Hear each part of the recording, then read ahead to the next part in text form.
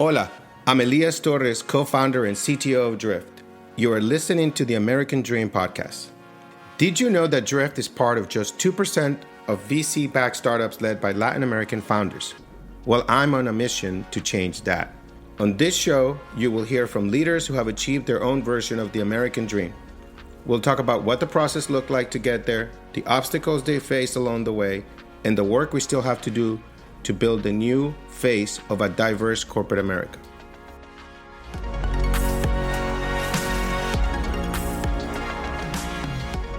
Bienvenidos a todos. Today I have with me Stacie de Armas, the Senior Vice President of Diverse Consumer Intelligence and Initiatives at Nielsen. Stacie grew up in California with her Cuban family. She's a Cubana. She's never imagined she'd be in the role that she's at today. So we're going to talk about what her journey looked like and why she does what she does, right? I think I've just been impressed just talking to her about the role that she could be playing for us and how powerful and the representation that we have from her in this industry. It is for us Latinos and underrepresented people. So I'm very delighted to have you here, Stacie. Welcome. Buenos dias. Hola, gracias. It's so good to be here. Thank you so much for the invitation. So early, right? Have you know? I'm in Los Angeles. It's early, but it's my pleasure to be here. I'm excited. Perfect. Awesome. So, there's so much amazing stuff that we already started talking about, and I think we want to go on that, but let us learn a little bit more about yourself. I always love to hear the journey of everyone's American dream, right? And tell me a little bit about your background and your childhood getting to a little bit to this point, right? Sure. Well, I grew up in Los Angeles. My dad grew up in Havana, as did almost all of my family. And like many, my dad came to the United States as a teen in the 60s and made his way. And I think it's really interesting. They started out in Miami. And back then, there wasn't really English second language programs. So my dad struggled a little bit with school. And then they moved to Los Angeles, where it's actually a bit of an interesting story. My grandfather heard that there was work in Hollywood and at the studios. And so he thought, well, let's go there. That sounds exciting, very, very an exciting American dream. So he picked up his family from Miami, where Spanish was, perfectly perfect.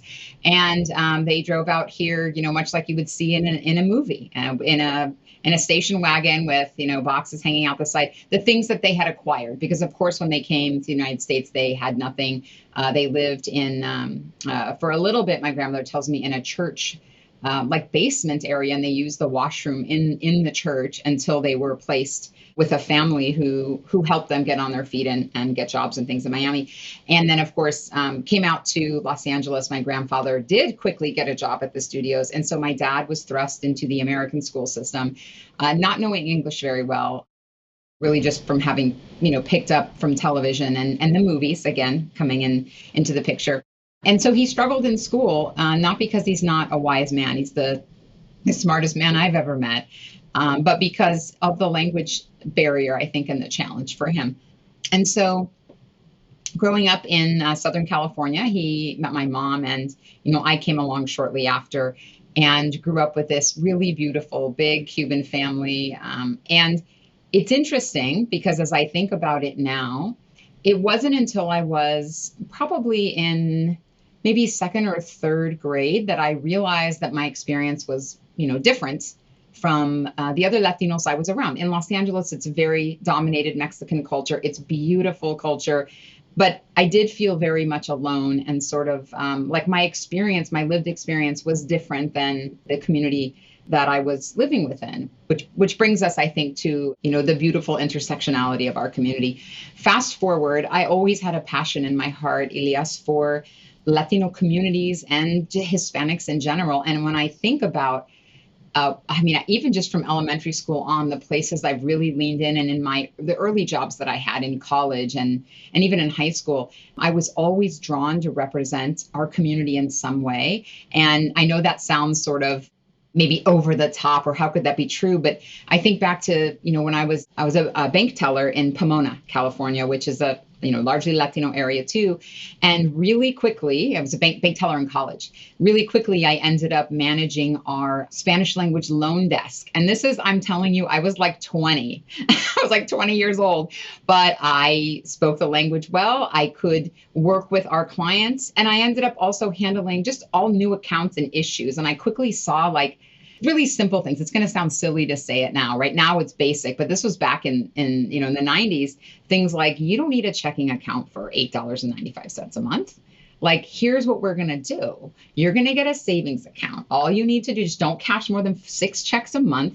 You can do all of these things, and it's not going to cost you anything as long as you do this. Okay, you don't have direct deposit. Here's what we can do. You don't need a driver's license to do this. Whoever told you that, that's not true. And I realize now as I look back, I was trying to help the community understand the American financial system in a way that wouldn't be detrimental. And I have to tell you, exactly like you can imagine in a movie, I had like families of families coming in looking for me at 20 to like open a checking account, understand the statement, just because they're like, esa señora ya te puede, you can trust her, sabe todo. No, and I was just, it was such an honor. And I would have people coming in waiting for me and like wanting to know when I worked so they could send in their brother or their sister. And I was so proud being able to resource these people in, resource my community in a way that was beneficial for them, help them understand the American financial system.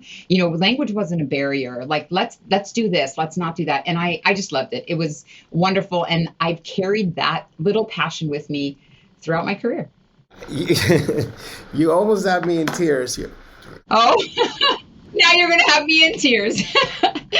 This is what just people don't understand about us, right? You know what I mean? It's like, how could we, and the thing is like, oh my God, just so many things you just said, right? It just hit me up. But the last part, you crushed me because I worked at Bank of America as a teller. Me too. It was Bank of America? Yeah, it was Bank of America in Pomona. I loved it. They let me go whatever I wanted to do. I wanted to build an educational series, and I mean, that's fancy words for it. Let's on a Saturday we'll have coffee and donuts, and we'll bring in people from the community that are under-resourced and underbanked. And I'm just going to tell them, like, I'm going to say this in air quotes, how to get around the bank charges. Like, there's a whole lot of ways you can do it. And you can, at that point, credit was difficult, but you could still get a secured account, and you didn't have to put in 500. You could actually do it for just 150. And I will be here to make sure your money comes back to you. I am not leaving. And we did it. And I did it on my own. And so you are, I'm similar, but not like, you're badass. You're like completely La Jefa, the grassroots activist, right? I did it at a much smaller scale, but that's what they would always grab me, right? And like, Elias, come here. We need you. I was in Tampa, Florida, right? Like, come here, talk to this person, right? And I done that, but there's this thing that we have that is so precious, that is really desire that is just built into us, especially the closer you are to the immigrants, right? Is there are people, white people that grew up here, right? That they are established, that they're secure in their identity, in their communities, right? Their family supports them. They don't have anything to worry. Don't have the same feeling that we know. We all have nothing. And so we all start, and we have this built in into like, we got to go help that lady. We got to go help that man. We got to help this family. It's like, I remember my mother sending me first time on a plane to United States. And she asked this lady, can you please take care of my son? He's flying by himself, right? And in the end, the lady needed so much more help that I'm here like 11 years old helping her. Oh, God. Meanwhile, if someone asked me that, I'd be like, oh, my God, yes, your child, this is going to be the best flight of their life. They're going to learn something. Yeah. They're going to have snacks. But it's like, but we have this thing, right? What you said brings out, you think it's a silly story, but today it's still as prevalent as it was. I feel like people don't have bank accounts. Why don't we progress? Because we're spending so much money in cash. We don't have we're getting too many fees. We don't have the right understandings. The banks are designed to, not allow those people to progress and buy in places where a check is taken. Instead, you only go to places where cash is taken. I mean, like, there's so many issues with financial education that our communities don't have because of fear of getting deported, fear of pressure, discrimination, lack of information, right? So, like, that thing that you were doing for people is the way that we think about it, that scrappiness of like, how do we avoid, how do we help overcome those things that to others is not a big deal, right? And I think, to be honest, I didn't know I was being an activist or trying to do well. I love the way it made me feel. I like that I like had a little, was popular. Like they would come in, they wanted to see me. I loved my people. And it just felt good. That's why I did it. But the point that I think you're making too, that really is not lost on me, is that it's not that our communities need like help or find. We just need the resources. Like the information was there. It just wasn't presented in a way that the community could receive it. It was there, it was all in papers, but it was in fine print, it was in English. It was difficult to deconstruct, especially when you compare it to the financial systems in Mexico or in Latin America. They're different financial systems. And so there just needed to be not a translation of words, but of works. Right. And I just could do that. And I wasn't some special banker. Again, I was 20, 21, 22. I just was able to read it, ask the questions, and then make it work. And so that's kind of where my passion for representing our community started. And I've, cascaded that in my career in media and entertainment and in advertising. And that's where I sit today. I sit in a world where I advocate for inclusion in media and entertainment and identity research around our community, the Latino community, the intersection of our community, Afro-Latinidad, which I'm sure we'll talk about, and also other communities. I advocate and build programs and intelligence for Native American, Asian, Black communities, disability communities. No, this is wonderful. I think that these are, for me to store, I think we're hitting on two important things that sometimes I think we talk about, and I feel like all we do is complain about social injustice or social inequity. But I think we get into the root of two important aspects of it. One, the real cause of inequity is the lack of information, right? It's all about information. It's not about our color. It's not about our brains, our intelligence, our abilities, none of that stuff, right? It's our morals, whatever it is, our politics, none of that. It's about the access to information, right? And that is really what divides and separates people and creates inequalities, right? And I think the role that you're playing is such an important one because of the ability that it has to scale, right? We have to focus on things that have the major leverage, right?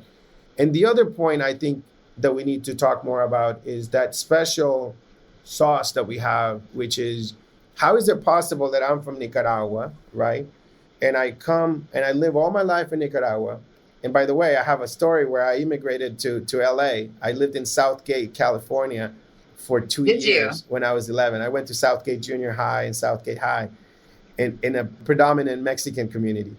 But I grew up in Nicaragua. All I ever known is Nicaragua and Nicaraguan people, right? It was so very homogeneous in a way, right?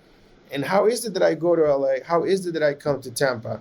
And all of a sudden now I become a member of the Latino community and a desire to love and to care for people, for our people, right? And like I still to this day, right? It's like I'm members, unfortunately, I don't know if this is bad or not, but it's like the staff or wherever I go, right? We immediately connect, right? They know me. I'm part of a private social club. It's the most elitist thing that is in Boston. I was invited from a diversity perspective, but the staff is my friend. Like I enjoy more hanging with the staff. The first stop. Same for me. I didn't even tell you about my waitressing jobs, but same. I mean, the community, the back of the house community, those are my people. Those are my people. And so we're the ones, like I say to people, like when I'm talking, I used to clean the offices in Tampa, Florida, of the dentist office, American Life Insurance. I would go with my mother, empty the trash cans, vacuum the rugs, clean the toilets. So I'm the American dream. And that's what we're sharing here of like, I was there when I see a father or a mother with a child cleaning an office. My job is to go inspire them, say, look what's possible. You can be an entrepreneur. You can be financially wealthy. You can be financially free for the rest of your life, not just getting a better job, not just getting an education, but I want to show them everything that is possible. And by bringing people like you here and show like that we have so many options, right? And so that's what this is about. It's possible. This country is unbelievable, right? I firmly believe in the American dream, and that is alive today. So please tell me more about you and Well, your journey. So well, you're giving me the chills.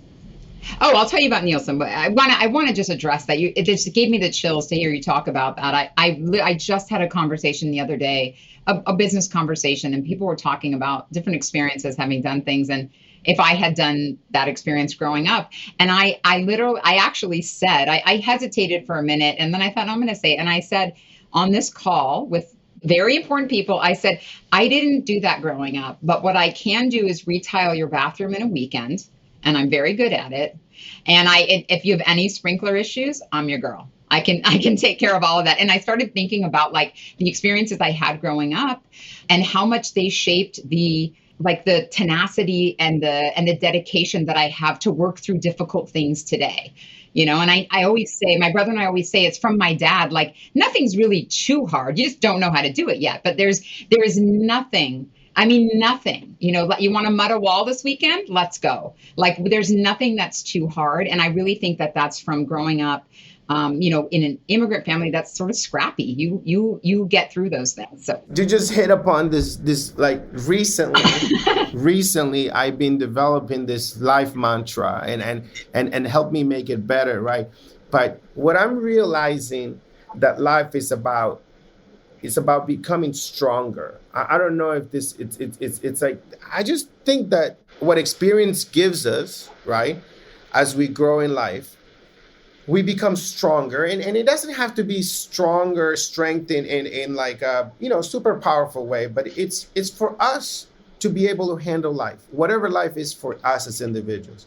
And I think the intent should be for us to be stronger, to be able to handle the next one that's going to come, because life is hard.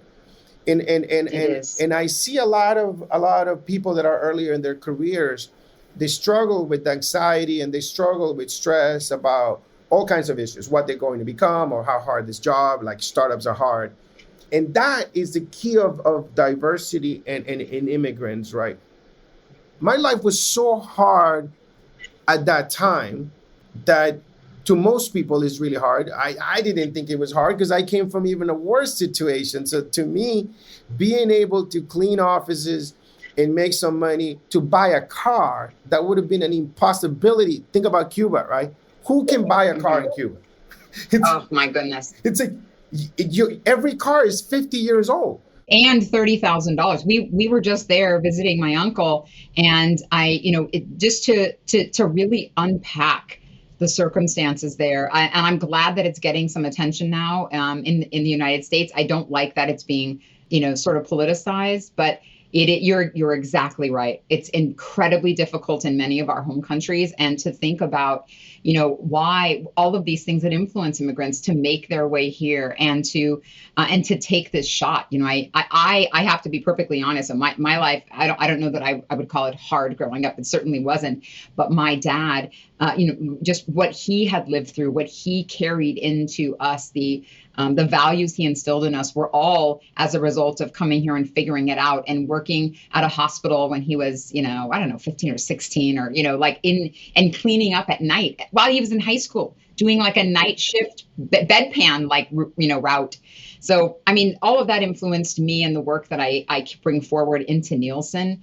And Nielsen has been, today's actually my anniversary at Nielsen. I've spent a very long part of my life at Nielsen, and I am grateful for every minute. Nielsen has allowed me to research topics I think are important to our community, to share insights around our community, to elevate the value of our community to brands, to marketers, to entertainment. And they have given me really the license to do what I think needs doing for our community and use our resources to do that. And it's been an absolute privilege.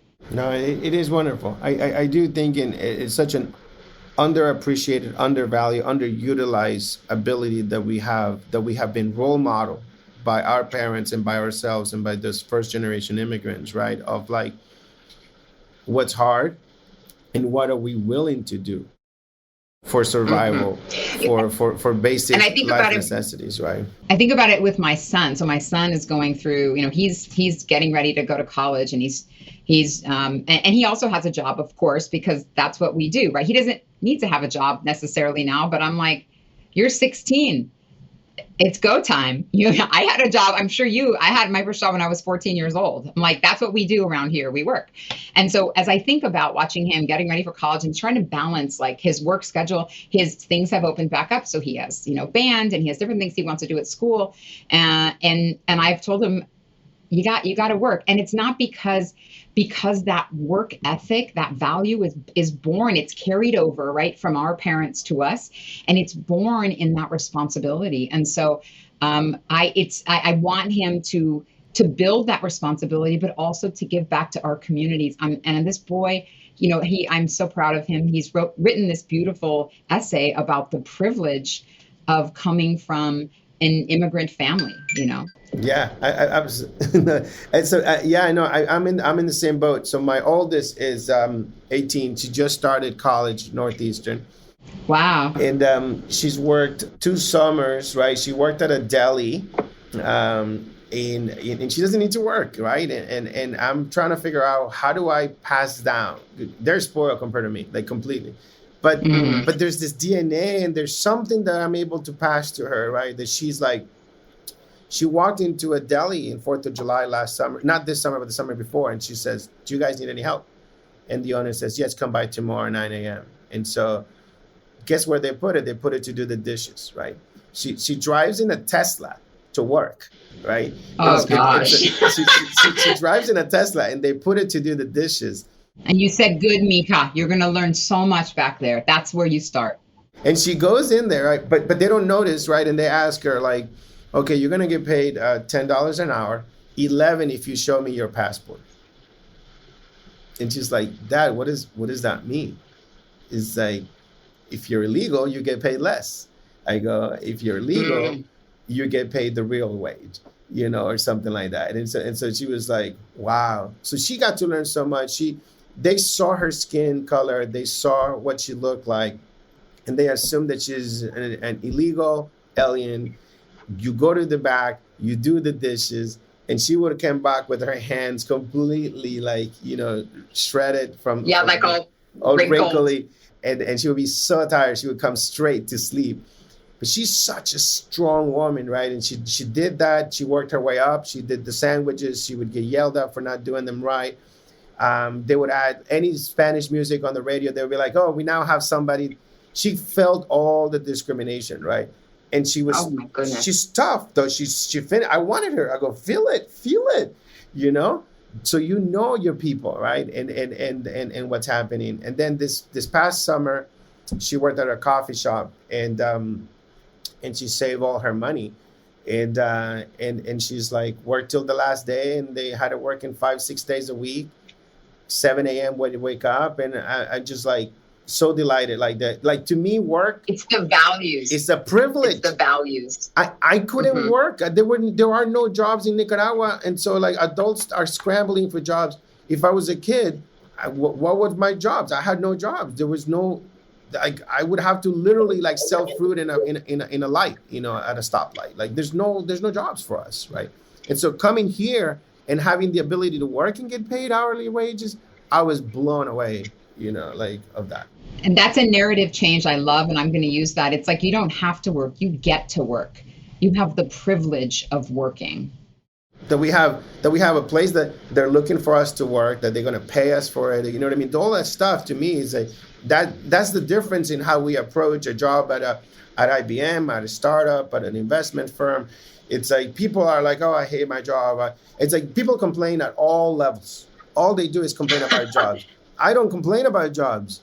I love every job I've ever had. Every job has been better. Everybody's been different, right? And it's like, I worked at cleaned offices. I worked at a bank. I worked at IBM. I worked in startups, right? It's like every job I had, I can do the range. And so having range is something that is very fundamental that we can share from our communities and to our children, right? Absolutely. And so tell me more about information, misinformation. How can we what are the topics that you're seeing lately? I want to hear about that. And I also want to hear also, I think that the role you make in media, right, is that you play is so important because I'm a big believer in role models, right? It's my duty, it's my responsibility. Just like you help that lady get the bank account and you say to them, like, do this and you save on fees. I'm here telling these stories to people to say, like, look, you can become a multi-millionaire in this country. You can invest in startups, start investing in stocks. We need to give access to people. I want to share all the tricks and tips that I've learned so people can be wealthy. They can be mentally satisfied. They have the jobs that they need. They have the freedoms that they can take care of their families for generations to come. Because not enough people like us are saying this. So tell me what you are seeing in media that we need because we need more role models. We do. And so every year, Nielsen, as I was saying earlier, Nielsen has really given me license to report on what I think needs reporting on, to write on what I think is important to our community. So we just released our 2021 annual report that's called Inclusion, Information, and Intersection. And it really is an overview of the truth about how to connect with U.S. Latinos today. One of the main topics that we address in here is representation on screen and in media and Hollywood. And the reason we decided to dive into this is, so let me back up one step. I think when people think of Nielsen, they often think of TV ratings, right? They think of Super Bowl ratings and TV ratings. And maybe what they don't know is that we do social and economic research, and increasingly research around identities, right? So how people are presented in content, whether or not we show up in content, and the frequency with which people do. So it's not just about audiences, which is a core pillar, right? We look at audiences, who's watching what, but we also want to understand things about what people are watching. So metrics about content, right? Representation, thematic attributes, stuff like that, because we think it's in the intersection of what is on screen and who is watching it that we can better understand content development. We can better understand some, sociology elements like identity formation and otherwise. So in our new work, we go down a couple of rabbit holes. All of them are really fun ones. But when it comes to representation and content, we know that overall Latinos are underrepresented on screen. Period, right? Our representation, we are 19% of the population. We're only visible about 10% of the time across broadcast television and streaming, broadcast cable. 10%? That's a lot, no? Well, our population is 20% almost. We're at 19. So if we're only there 10%, that seems high, but wait for it. It actually isn't that rosy, because when you remove Spanish language television and English language TV alone, so that's across broadcast, cable, and streaming, the representation is only about 6%. So if you think about that, when your daughter and my daughter are watching television, Latinos are only present if they're watching in English 6% of the time, and of that 6%, what sort of themes? Where are we present? Do we have equal representation in news and in comedy and or are we mostly presented in reality and crime? I mean, so it's not just about the representation, it's the quality. Where are we shown? Are we in TV's most watched genres? Are we in TV's most popular shows? What are the roles we're playing? So if you'll allow me, I'll give you a really quick example. We took a look in our report at specifically when Latinas have high representation on screen. So we said, let's see all the shows where Latinas are well represented, right? Not just at 6%, but a big chunk of the cast. And then let's also take a look at where Latinas are a big part of the audience watching those shows. So essentially, Latinas watching Latinas. That's what we want to see, right? So then we said, what are the genres and what are the thematic attributes of those shows?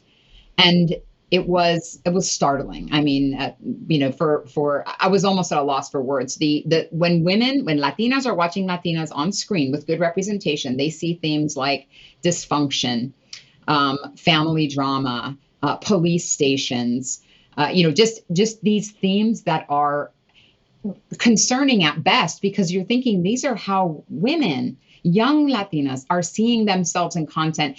And we think, well, maybe it was the storyline of this show, right? Maybe it wasn't presenting, maybe that was what was required for that.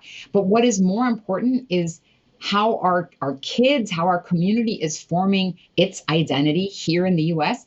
And as we've seen increasingly over the past few years, how others outside of our community see us, right?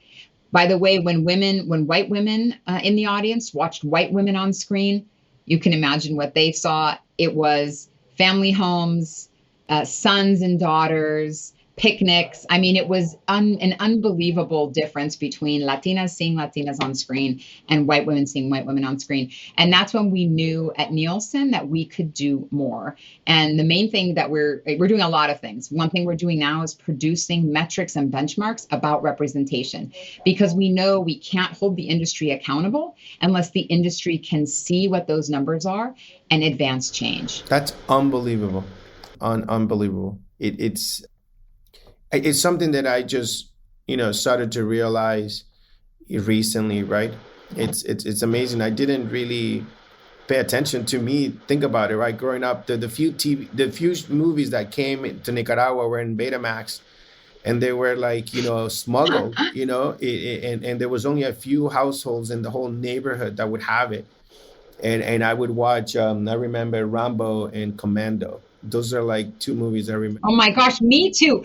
We must be exactly the same age, because those were like my faves. I loved both of those movies. Did you also see Remo Williams too? That was like a weird, obscure one that was right around the same time as Rambo and all that. Anyway. I had limited access, right? Because you were in LA, right? And it's like, I was in Nicaragua. Well, I was in LA, but we didn't have my dad. That's true. My dad worked at the studio actually at the time, so he would sometimes bring home movies. But my dad was a blue collar worker. He worked like my grandfather got him this job, and he was a blue collar worker at the studio doing a projection engineer. It's amazing though, like the what he did, right? In the influence. My dad in LA, he would get stolen goods. He had a little business in a strip mall right there in Huntington Park, right? And people would come and sell him a stolen stereo, a stolen computer. I worked. My dad bought that computer and put it in the garage. He says, I don't know what that is, but you go play with it. And that was the beginning of my journey with computers. It started. That's incredible. Just like you had those movies and you found that, right? And so it's like, who am I to judge? And I don't really care. I became a successful computer tech entrepreneur. And it started from that stolen computer in the garage in Southgate, California, right? You know what it makes me think about? I think about the first time I felt represented on screen, the first time I felt like I saw myself in content. I have to be completely honest with you. It was, every time I say this, people are like, well, that's not really seeing you. But I'm like, that's as close as I could get. It was watching Chips way back because Ponch looked like my dad, looked like my family, like there was nobody. He was the brownest on TV at that time. And I remember watching that thinking, and my brother and I would watch Chips and we would fight over who could be Ponch. And I don't know why. I mean, maybe he was a little cooler than John. I don't know. But it's like, I remember seeing him and thinking, this guy looks like me and us, and isn't it crazy to identify with Eric Estrada, a male actor, but that was as close as it was. I'm proud to say representation is better on screen now. But like I said, if you can't measure it, you can't hold the industry accountable. The good news is the industry now that the data is there, the industry is moving toward equity and representation. And we're seeing that this year.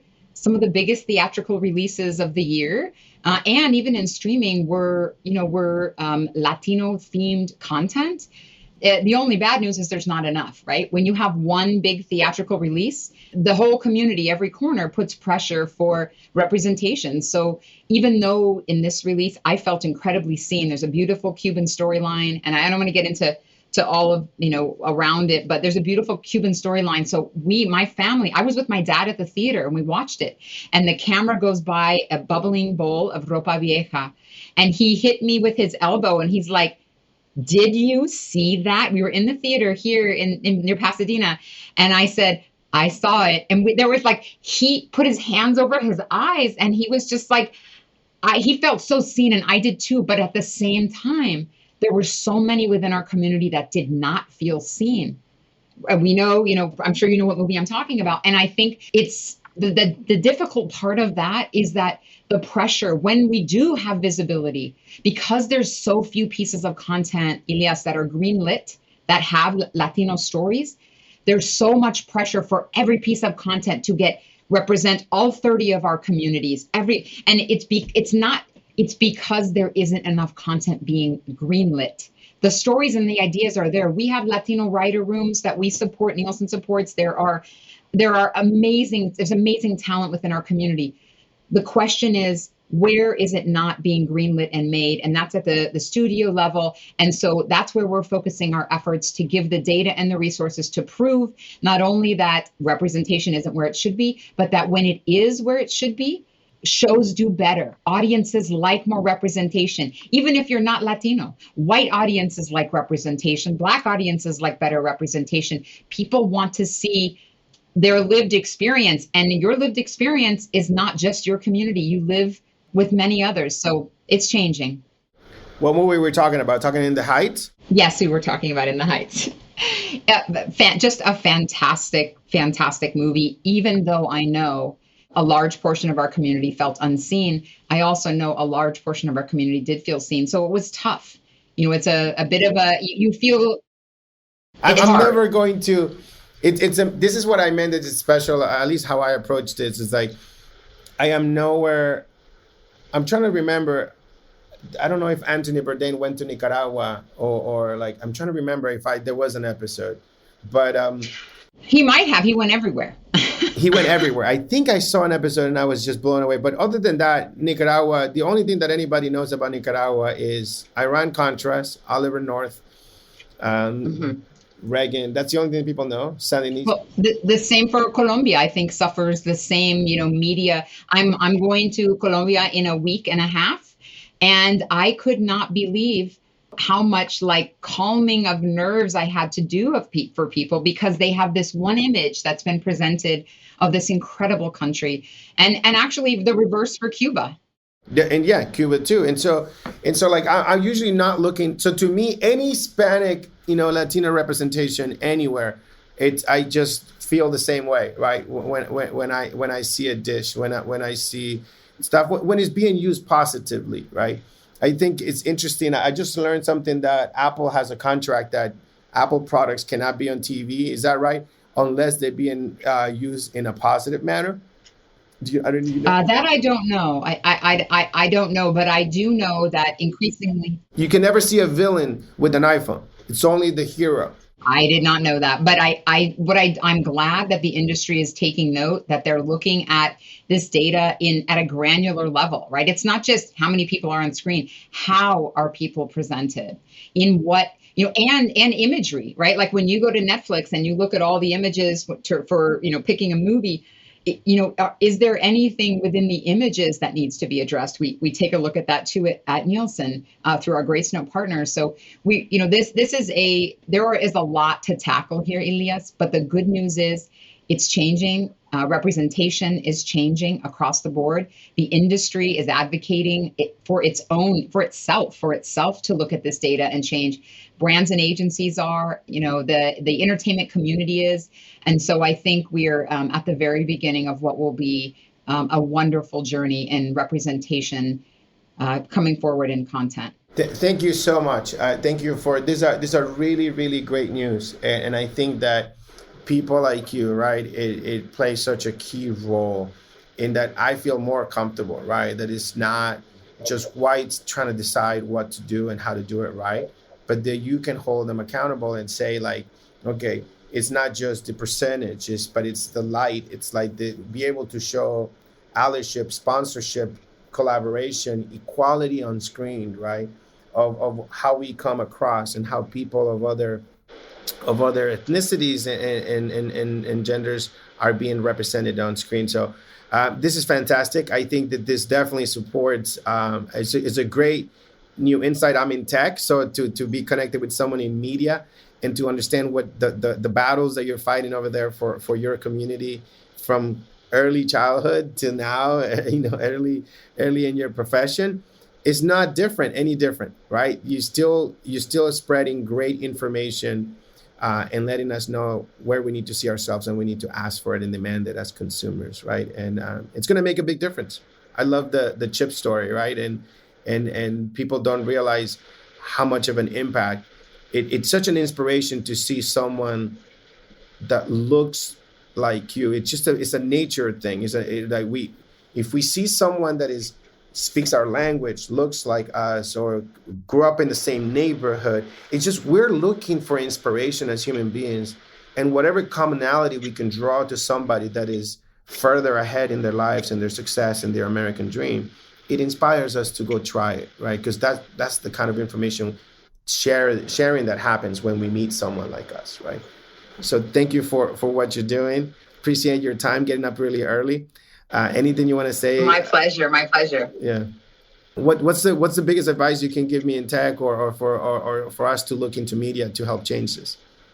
I think the biggest advice I would give now is for us to really focus on the transfer of mis and disinformation, specifically in diaspora communities and Latino communities, using encrypted technology. I think our community is being deliberately targeted in some cases. Of course, misinformation is just mischaracterized content, but disinformation is deliberate. And I do think because we are more prone to use encrypted technology, encrypted apps, that information spreads more widely in our communities. The impact is greater. And I would encourage the tech community, along with communities that have the resources to research this, to really try and crack the code on how we can empower the community to fact check and to validate information before it spreads further. That's the greatest risk I think our community has right now. Yes, absolutely. We didn't touch as much on it, but it's the fact that our communities tend to spend a lot of time on WhatsApp, on Telegram, maybe more on I don't know if it's on Signal yet, but I know my whole family from Ecuador, through my wife, is on WhatsApp, right? And they're just messaging all day long. But we're talking about... We'll do a follow-up podcast. We got to do a follow-up all day on that. So, but it's really for us of like, how do we help our families and our communities to not spread disinformation, right? That really hurts our community, the progress of our communities. And so that's something to keep in mind, and maybe we talk more about it later. Thank you so much, Stacie. Gracias. Tenga un buen día. Bye-bye.